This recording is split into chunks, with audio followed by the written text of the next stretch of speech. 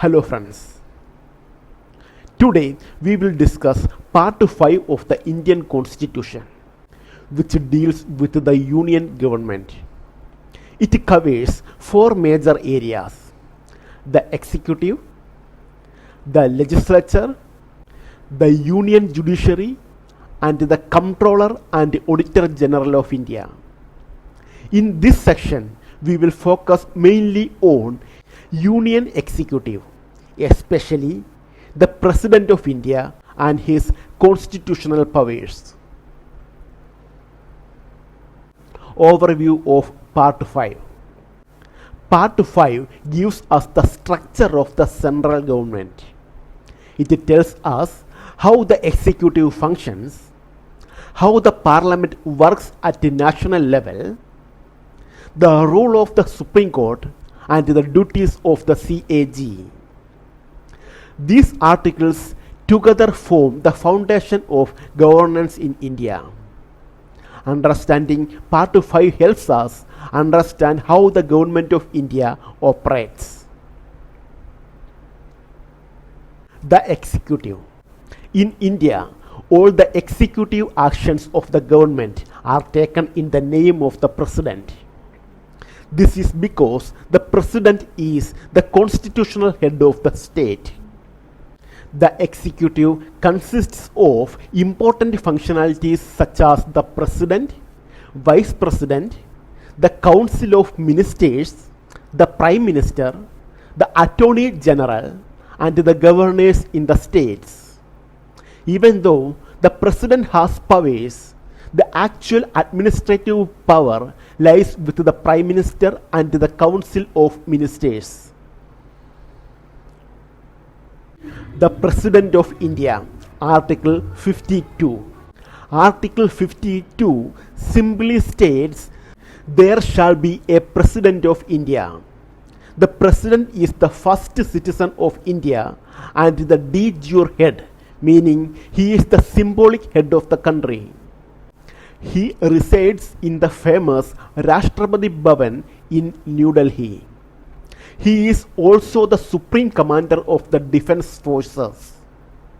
Every executive action, from issuing orders to implement laws, is formally done in the name of the President. Though he acts on the advice of the Council of Ministers, his office is extremely important for maintaining constitutional balance. Power of the President. The Constitution gives the President a wide range of powers. These include executive, legislative, financial, judicial, diplomatic, military, and emergency powers. Each of these powers enables the President to perform essential functions and ensure the smooth running of the nation. We will now look at some of these powers in detail, especially the President's important legislative and ordinance-making powers. Legislative powers. The President plays a vital role in the functioning of Parliament. He nominates 12 members to the Rajya Sabha. These members are chosen from fields such as literature, science, arts, and social service. He also nominates 2 members from the Anglo-Indian community to the Lok Sabha, if it is felt that the community is not adequately represented. The President has power to summon and prorogue Parliament and also has the authority to dissolve the Lok Sabha. This shows that the Parliament cannot function without the President's involvement. The President addresses Parliament on 2 important occasions: at the beginning of the first session after each general election, and at the beginning of first session of every year. This address outlines the policies and the programs of the government.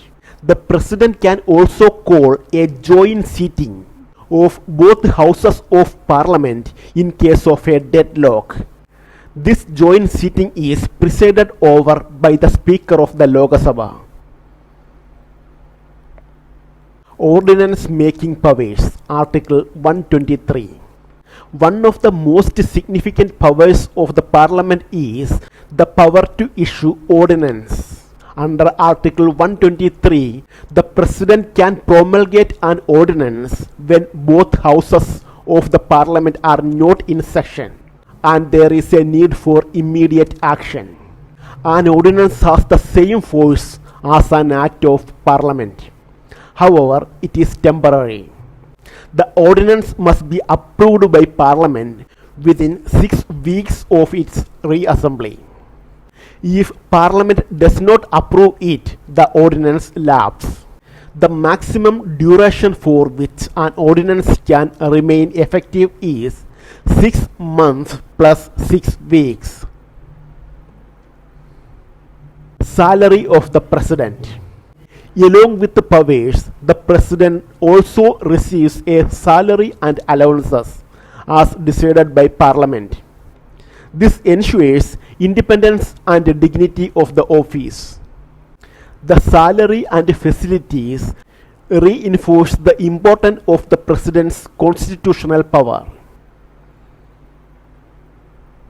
To summarize what we discussed today, Part 5 deals with the Union government. The President is the constitutional head and the first citizen of India. He has wide-ranging powers, especially in the legislative process and in emergency situations. The President plays a key ceremonial, constitutional, and supervisory role. Understanding these functions helps us appreciate the balance and the stability of our democratic system. Okay, thank you.